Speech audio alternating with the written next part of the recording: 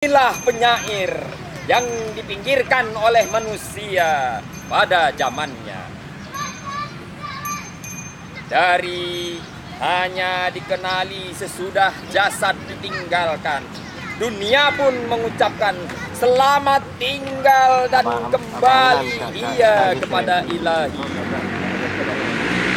Inilah penyair yang tak meminta apa-apa dari manusia kecuali seulas senyuman.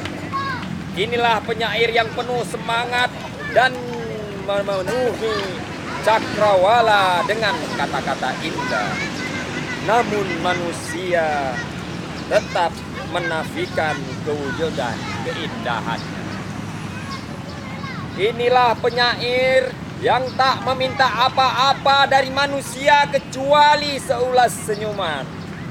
Sampai bila manusia terus terlena, sampai bila manusia menyanjung penguasa yang meraih kehebatan dan mengambil kesempatan, sampai bila manusia mengabaikan mereka yang boleh memperlihatkan keindahan pada jiwa-jiwa mereka, simbol cinta dan kedamaian.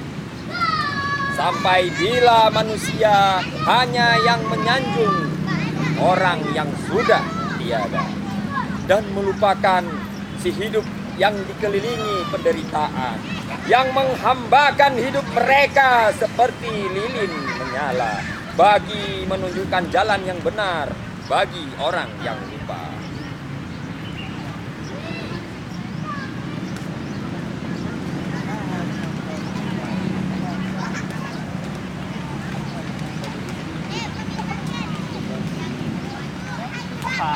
Dan para penyair, kalian adalah kehidupan dalam kehidupan ini. Telah engkau tundukkan abad demi abad, termasuk tirainya.